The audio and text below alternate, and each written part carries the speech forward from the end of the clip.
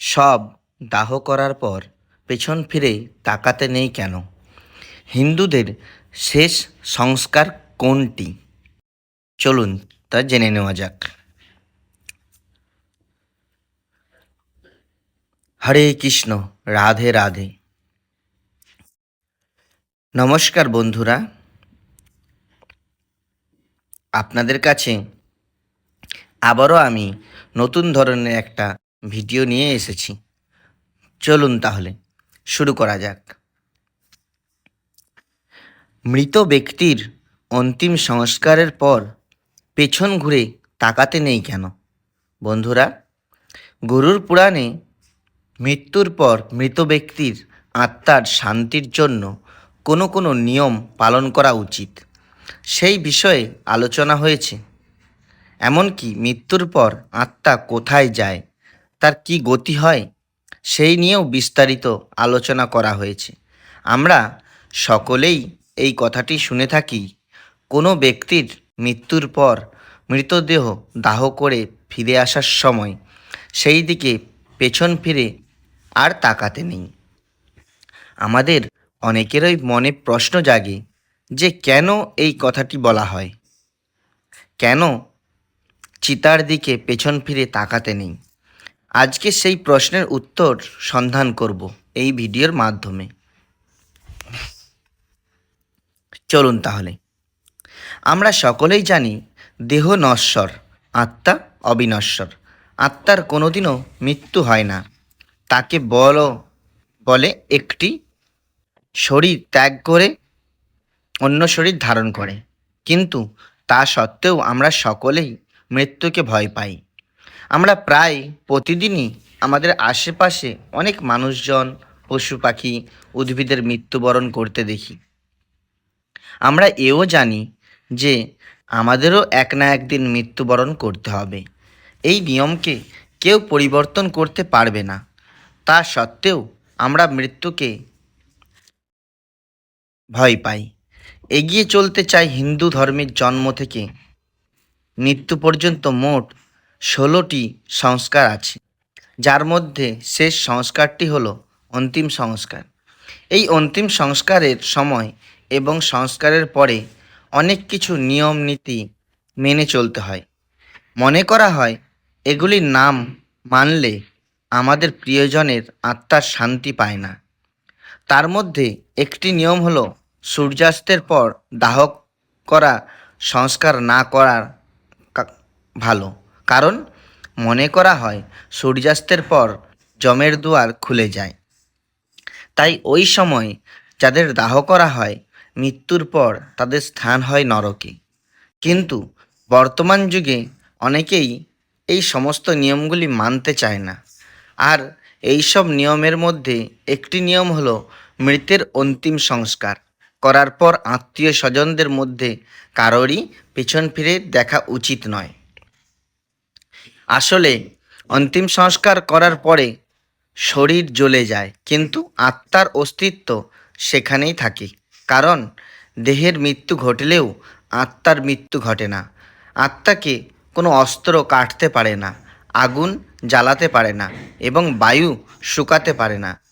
এই আত্মা মৃত্যুর পরও প্রায় 13 দিন পর্যন্ত নিজ গৃহ ও পরিবার পরিজনদের মাঝে থেকে নিজের অন্তিম সংস্কার ও মৃত্যু পরবর্তী সমস্ত কার্যাদি ইত্যাদি নিজের চোখে দেখে। গরুর পুরাণে বলা হয়েছে যে মৃত্যুর পরে আত্মার পরিবার পরিজনের মায়া কাটিয়ে উঠতে পারে না। সেই আত্মা তাদের আশেপাশে ঘুরে বেড়ায়। তাই মৃতের আত্মার মুক্তির জন্য এই মায়া কেটে যাওয়ার খুবই জরুরি। কারণ তা না হলে মৃতের আত্মা ইহলোক থেকে পরলোকে গমন করতে পারে না। আত্মা পরলোকে গমন করতে না পারলে তার পুনর্জন্ম সম্ভব নয় এবং সে অনেক কষ্ট পেতে থাকে। আত্মার পরলোকের যাত্রাকে সফল করে তুলতে এই মায়াকে কাটিয়ে ফেলা খুবই জরুরি।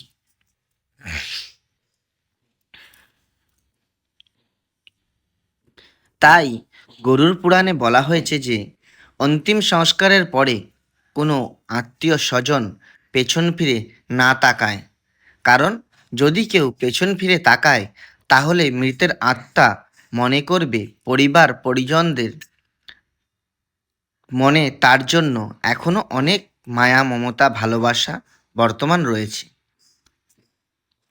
তাহলে সেই আত্মা ইহলোক ছেড়ে নিজের পরিবার পরিজনকে ছেড়ে পরলোক গমন করতে চাইবে না।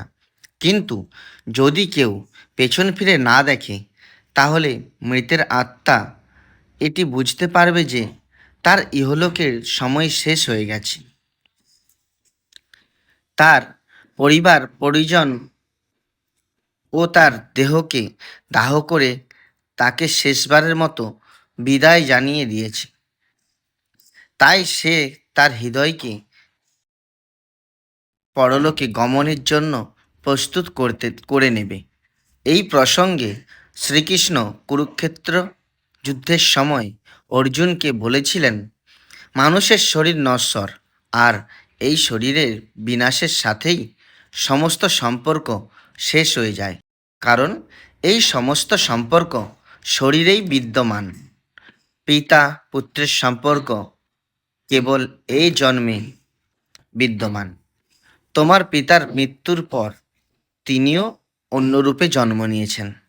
পূর্বজন্মে যখন তোমার মৃত্যু হয়েছে তখন তোমার সমস্ত আত্মীয়রা কেঁদেছিল, তোমার স্ত্রী পুত্র বিলাপ করেছিলেন, কিন্তু এই জন্মে তোমার মনেও নেই যে কে কে তোমার মৃত্যুতে বিলাপ করেছে। আজ তোমার কাছে তাদের কোনো গুরুত্ব নেই। তোমার মৃত্যুর পর তোমার পরিবার পরিজন সারা জীবন শোক করবে, কান্নাকাটি করবে, তা সত্য নয়। বন্ধু কাঁদে 4 দিন, ভাই 10 দিন, তার চেয়ে বেশি কাঁদে স্ত্রী, আর মা সবচেয়ে বেশি কাঁদে। কিন্তু সকলের অশ্রু ধীরে ধীরে শুকিয়ে যায়। অর্থাৎ কোনো মানুষের সঙ্গে আমাদের সম্পর্ক ঠিক ততদিনই থাকে যতদিন তিনি জীবিত থাকেন, কিন্তু মৃত্যুর পরে সেই আত্মার সঙ্গে কোনো সম্পর্ক থাকে না। তাই সেই আত্মা যত তাড়াতাড়ি মুক্ত হবে ততই তার মঙ্গল। এই কারণেই শ্মশানে পেছন ফিরে তাকাতে নেই। মৃত্যুর পর যাতে সেই আত্মা ইহজগতের বন্ধন থেকে মুক্ত হতে পারে, তার জন্য মৃত্যুর পরও নানা রকম পারলৌকিক ক্রিয়া করা হয়। আত্মার মুক্তির জন্য সেই সমস্ত ক্রিয়াদি সঠিকভাবে এবং মন থেকে পালন করা উচিত। মৃত্যুর পর আত্মার সাথে সত্যিই কী ঘটে তা কেউই আমরা স্বচক্ষে দেখতে পারি না, কিন্তু যতদিন সেই ব্যক্তি আমাদের সাথে আমাদের পরিবারের ছিলেন, আমাদের পরিবার পরিজনের প্রতি ভালোবাসা স্নেহ মায়া কর্তব্যের বন্ধনে আবদ্ধ ছিলেন, তাই মৃত্যুর পর তাকে শ্রদ্ধা জানাতে এই সমস্ত পারলৌকিক ক্রিয়াদি করা উচিত। অন্তিম সংস্কারের পর পেছন ঘুরে না তাকিয়ে মৃত ব্যক্তির আত্মাকে এটাই বোঝানো হয় যে ইহজগতের সঙ্গে তোমার সমস্ত বন্ধন ছিন্ন হয়েছে। অতএব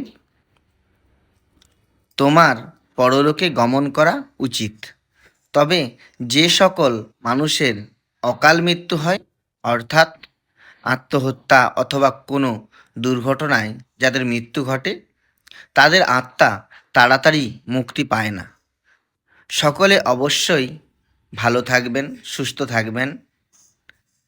আমার ভিডিওটা এইখানেই শেষ হলো, এবং আমার চ্যানেলটিতে লাইক শেয়ার অ্যান্ড সাবস্ক্রাইব করতে ভুলবেন না। ধন্যবাদ।